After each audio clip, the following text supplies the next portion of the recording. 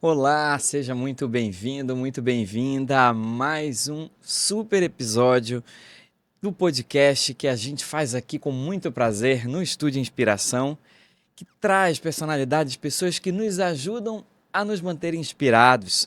Hoje eu estou aqui com uma pessoa fantástica, alguém que já vivenciou ao longo de muitos anos aí processos, escadas, já deixou, abandonou algumas camadas aí do desenvolvimento pessoal e foi se descobrindo e ajudando milhares de outras pessoas a se descobrirem também. Eu estou aqui com a Margot Arral, que é diretora da unidade da Febracis em Manaus e que traz aí agora mais próximo aqui da data em que nós estamos, um super treinamento para a nossa cidade, né, com a vice-presidente da Febracis. E a gente vai falar um pouquinho sobre isso, mas antes eu quero permitir que você se apresente, fale um pouco para a gente, Margot. Quem é a Margot? Como é que você caminhou na direção de chegar a esse posto de diretora da Febracis e que acompanha ao longo de tantos anos os treinamentos, o método CIS desde o primeiro? Conta um pouco pra gente dessa história. Obrigada, Rafael. Obrigada pelo convite. Obrigada, gente, pela audiência. O nome já inspira, né? Eu sou uma apaixonada por pessoas. De formação, sou educadora. Nasci e sou ainda Margarida Lima. Me tornei Margot Arral com o tempo, com a profissão, com as redes também, né? Sempre fui mais conhecida como Margot. Quando eu digo que eu sou uma apaixonada por gente, o que está atrás da diretora, né? A diretora está atrás, tem uma mãe, da Sohaila, a esposa do Amado Rahal, tem uma apaixonada por Jesus e apaixonada por pessoas. Eu sempre acreditei na melhor performance, na melhor atuação do ser humano. Eu sempre acreditei que aquilo que ele entregava, que não era bom, não era ele. Aquela era a mentira. E eu comecei a buscar como conhecer mais do indivíduo. Trabalhei alguns anos no Sebrae como consultora. E eu tinha algumas turmas de adolescentes que muitos eu conseguia um resultado muito bom, eles iam embora e outros eles não iam de jeito nenhum, na mesma idade, a mesma oportunidade, mesmo nível social. E eu comecei a querer buscar mais por que, que o ser humano trava. Uns vão e outros ficam. Por que, que eu saí do interior de Lábrea e por que, que os outros ficaram lá? Então, eu me perguntava, né? Eu falei assim, eu cheguei aqui, eu lembro que na minha primeira aula em Orlando, era no mestrado, eu pensei nas minhas primas que ficaram. Eu falei, o que, que acontece com quem vai e o que, que acontece com quem fica? E aí foi, eu conheci o Paulo, né? Depois a gente vai falar da história, mas fez muito sentido a história das crenças. O que você acredita sobre você? O que você acredita sobre o mundo e sobre as outras pessoas? Então, daí, todos os dias, eu também me conheço um pouco mais. Tá? Em alguns momentos ainda volto para o Homem das Cavernas, tá? Ainda volto para o Homem das Cavernas, sim. Tenho chilique, mas na maioria das vezes eu busco o meu, eu vou dizer assim, o homem moderno e sensível, o homem inspirado, a mulher inspirada. É fantástico a gente aprender todos os dias a ser quem nós somos, né? Essa Isso. é a mágica do ser humano, que ninguém vem com um manual de instruções, né, Margot? Não. E cada um de nós tem um universo, é um universo em si. E eu acho que tudo isso que você traz para a gente, né, tudo isso que o desenvolvimento pessoal proporciona para quem se permite Sim. crescer, evoluir, sendo você mesmo, é fantástico. Eu queria retomar a história que você trouxe para a gente de ser do interior. Eu também, como alguém que é do interior, né, toda vez que eu encontro alguém que saiu desse ambiente, daquele universo em que a gente Sim. tem uma possibilidade, algumas possibilidades muito restritas, né? E Uhum. muitas vezes a gente enfrenta muitos preconceitos também, por ser do interior, Sim. do Amazonas, né? E É. fora daqui do estado do Amazonas, isso é ainda mais complicado. Conta pra gente como é que foi esse seu processo de sair de Lábrea, de descobrir aí um mundo todo e como tem sido vivenciar isso toda vez que você conta essa história. Beleza, Rafael. Então, eu penso que eu vou usar o conceito de um autor do jogo interno do tênis. Ele fala dos dois jogos, o interno e o externo. Eu acredito que o primeiro ponto é partir da consciência que nós vamos ter que vencer dois jogos, eu e você. O interno conosco, né? Poxa, eu sou de lá, é, eu vim de lá. Isso tem que estar muito claro. Isso só posso dizer com segurança quando a minha identidade já está bem. Porque tem gente que esconde, né? Esconde origens. Então, temos dois jogos. Um interno, que é eu vencer e falar assim, não, eu não preciso agradar ninguém, eu sou quem eu sou. E o externo, como você falou, que é o pré-conceito. Então, a gente tem um conceito de nós, de onde nós viemos, e o povo tem um pré-conceito de olhar, nossa, ela está aqui dando treinamento em Brasília, mas lá de Labre, ela está aqui dando treinamento e tal. Então, como foi tudo isso? Eu acredito que eu tive um mestre muito bom, que foi meu pai. Eu digo que meu pai era um líder inspirador. Quando eu vou falar de liderança inspiradora, eu falo do meu pai. Porque algumas pessoas sabem, não sei o tamanho da sua família, mas a minha é grande. Ah, no interior é quase regra. Toda a família é enorme. Eu tenho 9 tios, é uma loucura. Toda vez que vai Pronto. fazer uma festinha em família, vira E uma eu coisa tenho louca, né? 11 irmãos. Olha Então, só. assim, são 9 mulheres e 3 homens. 9 mulheres bem-sucedidas, 9 mulheres lindas e 3 homens extraordinários. Então, meu pai foi um líder inspirador demais. Minha mãe me ensinou, o meu pai me ensinava, me mostrava o horizonte, e a minha mãe me ensinava como me manter onde eu estou para poder chegar lá. Então, eu acredito que eles foram um casal assim colocaram 12 pessoas no mundo para vencer. E aí, eu costumo dizer desses dois jogos, o primeiro passo que eu entendi é eu me compreender, ter noção que isso acontece, entende? Senão o desavisado chega lá, pá, um tapa. A gente pega mesmo. Quantas vezes, se eu não tivesse essa estrutura toda, eu teria desmontado? Porque já sofri, inclusive aqui em Manaus, preconceito de estar dando treinamento. Quando falava que é de Lábrea, como assim? Não, você não veio de São Paulo? Não, não vim de São Paulo. Eu sou daqui. Eu saí e voltei. Eu saí e voltei.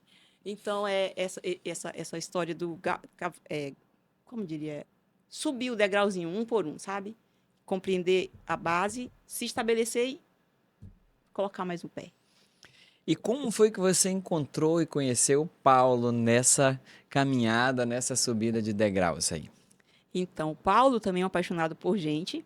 A vida toda foi, ele já dava um treinamento há muitos anos. Ele dava um treinamento de inteligência emocional. E nos encontramos num evento em Brasília. Eu estava assim, eu tinha muito preconceito. Eu venho da área acadêmica, entende? Então, eu diria que o público mais desafiador para trabalhar, para dar treinamento, é professor.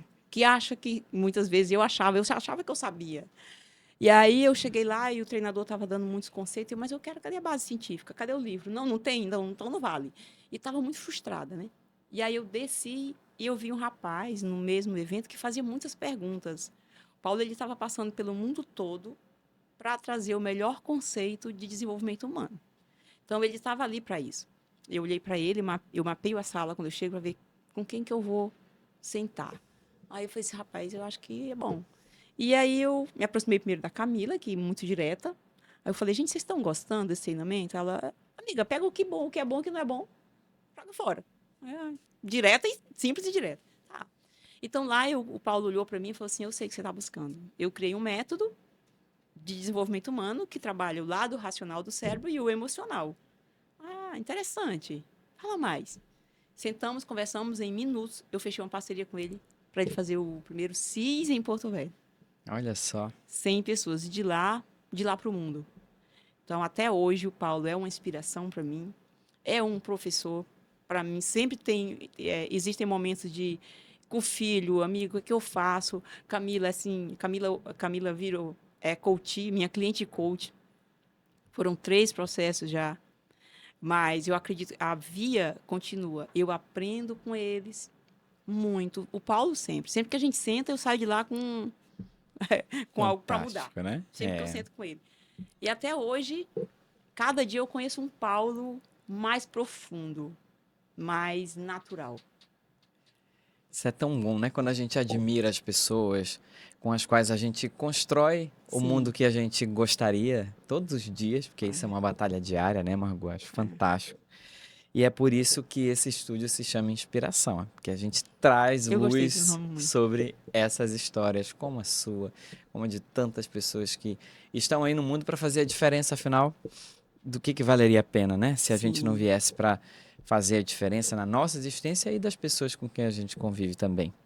Eu acho bem legal isso. E aí, você com um processo de tantos anos participando de tantos treinamentos, convivendo com o Paulo Vieira, com a Camila Vieira, imagino que ao longo de todos esses anos você tenha mudado algumas vezes de ideia sobre você mesmo e sobre o mundo, que a gente vai melhorando aos poucos. E aí eu queria saber hoje, como é que você define ser o seu propósito, a sua maior paixão hoje como pessoa, como profissional?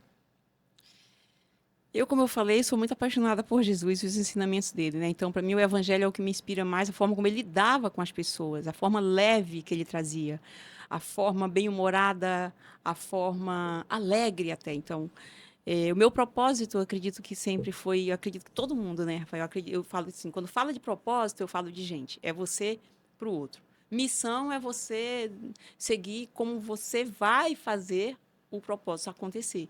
Mas propósito tem a ver com o outro. Então, meu propósito hoje é cada vez mais fazer com que as pessoas se entendam, se conheçam, que elas compreendam que não importa em que nível elas vão chegar de conhecimento, elas vão ainda encontrar com aquele ser, aquele ranzinza, o feinho. Então, não tem como falar de gente sem falar de ira, sem falar de medo, sem falar de raiva, sem falar de inveja, sem falar de alegria. Então, é compreender que não importa quanto nós chegamos, nós vamos nos confrontar muitas vezes com esse ser aí natural. É. E esse processo traz aí à tona o próximo tema que a gente vai falar, que é o coaching, né? É uma palavra que tem sido muito divulgada, tem crescido muito nos últimos anos, Uhum. mas tudo aquilo que cresce também, de alguma forma, né, vira Sim. telhado de vidro. E É. aí a gente tem um processo aí de muita gente, ao longo dos últimos anos, criticando a técnica, muito porque ela tem sido desvirtuada por algumas Uhum. pessoas, utilizada fora de um contexto, né? E aí isso gerou uma percepção negativa em algumas pessoas a respeito da técnica, do método. Eu queria que você falasse um pouco sobre o que não é o coaching, para desmistificar, derrubar Uhum. alguns mitos e é importante para as pessoas saberem do que se trata, e o que é, né? Como é que você passou por uma trajetória de muitos e muitos anos para se tornar, por exemplo, uma Master Coaching, para as pessoas entenderem que não é um livro, que não é um único treinamento que capacita você a aplicar essas técnicas, né? Olha, gratidão por ter essa oportunidade de falar sobre o coaching, que realmente é uma técnica fenomenal para desenvolvimento pessoal e hoje, como você falou, na verdade não é de hoje, né? As pessoas já utilizam quando elas veem que algo funciona. Isso acontece em todas as profissões, né? De arquiteto a professor, a médicos. Tem gente que se forma em medicina para ajudar o outro e tem gente que vai com a intenção de ganhar o dinheiro. Então, os profissionais começaram a se misturar. Mas o coach, na verdade, ele é uma ferramenta extraordinária de desenvolvimento humano que tem base em perguntas sequenciais. O coach não é de hoje, é desde a época socrática. De Sócrates já existiu o coach. Ele fazia perguntas que faziam que as pessoas pensassem e se voltassem para elas mesmas. E o processo do coach, ele foi avançando até encontrar o coach simples, né, com a neurociência, que é trabalhar a mente, ao domínio próprio. Então, o que a Bíblia chama de domínio próprio, nós chamamos de inteligência emocional que vem através do coach. Coach não é terapia, totalmente diferente. A terapia, ela foca em resolver um problema e o coach foca no alcance de um objetivo. Não é treinamento, coach muitas vezes pode ser de uma pessoa para pessoa, quando o treinamento é de uma para várias. Coach não é de jeito nenhum, as pessoas confundem, consultoria também não. O coach ele é voltado para o humano, para ser humano. A consultoria, na maioria das vezes, é voltada para o processo. Então, o que é coach? Coach é uma ferramenta que traz um nível de conhecimento sobre si e sobre o outro, e automaticamente sobre o mundo. Fala de crenças, fala de valores, pega tudo isso e monta um plano de ação para você alcançar as suas metas. O foco é no alcance de objetivos. Eu fico pensando, sabe, Rafael, que lendo ainda a Bíblia, eu olho como Cristo fazia. Ele sempre perguntou. Cristo evitava dar comandos. Então ele falava: pode-se tirar figos de abrolhos? O que, que ele estava falando quando ele dizia isso? Então, o que tu queres que eu te faça? Mesmo sabendo que o rapaz era cego, ele queria que ele se entendesse e falasse assim: eu quero ver. Então, ele já fazia nessa época o interlocutor, digamos, pensar que saísse de dentro dele a resposta. Então, o coach ele tira as respostas mais acertadas dentro de nós.